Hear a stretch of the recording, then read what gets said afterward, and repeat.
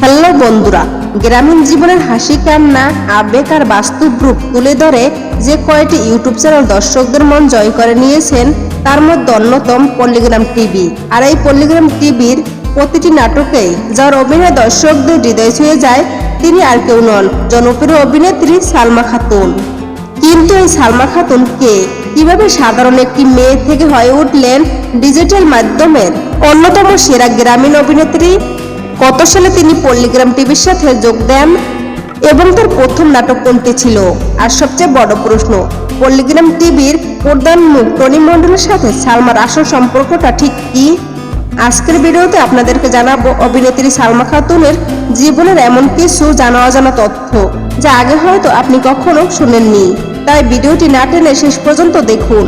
তো বন্ধুরা, তুমি যদি আমার চ্যানেল নতুন দর্শক হয়ে থাকো তাহলে ভিডিওতে লাইক দিয়ে চ্যানেলটি সাবস্ক্রাইব করে পুরো ভিডিওটি দেখতে থাকো। তো বন্ধুরা, আর দেরি না করে মূল ভিডিও শুরু করি। ডিজিটাল দুনিয়ায় আমরা যাদেরকে প্রতিনিয়ত স্ক্রিনে দেখে অভ্যস্ত হই তাদের পেছনের গল্পটা সবসময় সহজ হয় না। পল্লীগ্রাম টিভির জনপ্রিয় মুখ সালমার ক্ষেত্রেও বিষয়টি ঠিক তেমনই। খুব সাধারণ এক পরিবারে বড় হওয়া সালমার ছোটবেলা থেকেই অভিনয়ের প্রতি ছিল গভীর ভালোবাসা ও যোগ। গ্রামীণ জীবনের প্রতিটি শুকনো অনুভূতি, যেমন গ্রামীণ বধূর মেজাজ, মায়াবী রূপ কিংবা দুঃখী কষ্টের অনুভূতি নিয়ে তিনি খুব সহজভাবেই ফুটিয়ে তুলতে পারেন।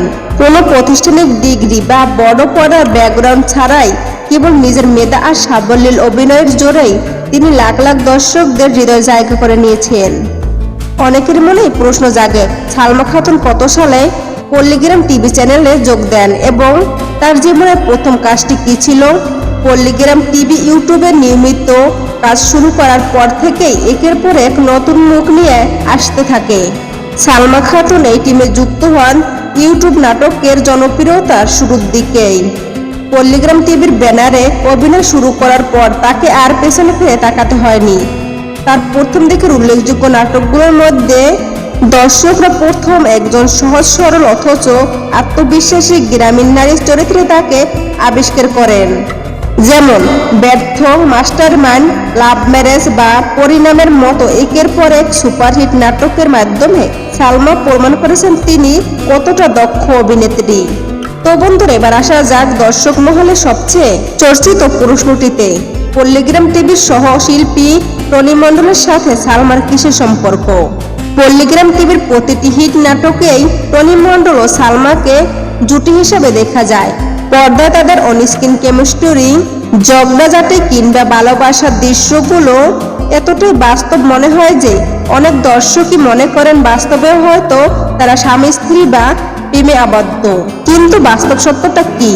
বাস্তবে টনি মণ্ডল ও সালমা খাতুনের মধ্যে সম্পর্ক অত্যন্ত পেশাদার ও বন্ধুত্বপূর্ণ। তারা খুব ভালো সহশিল্পী এবং ঘনিষ্ঠ বন্ধু। তারা দুজনে বহু বছর ধরে কাজ করার কারণে তাদের কাজের বোঝাপড়া বা কেমিস্ট্রি খুব নিখুঁত হয়ে উঠেছে।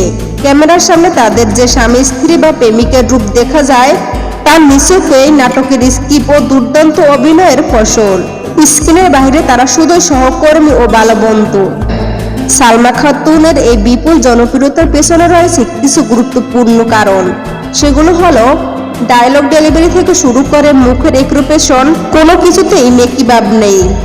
গ্রামীণ বধূ, জেদি প্রেমিকা কিংবা দুঃখিনী নারীর চরিত্রে তিনি সমানভাবেই মানিয়ে যান।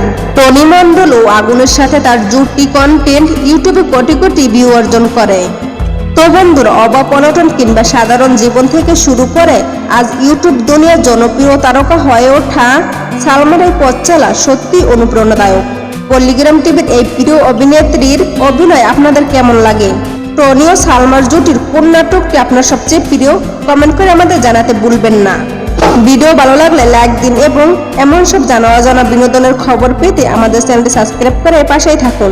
দেখা হচ্ছে পরবর্তী ভিডিওতে। সে পর্যন্ত ভালো থাকুন, সুস্থ থাকুন, ধন্যবাদ।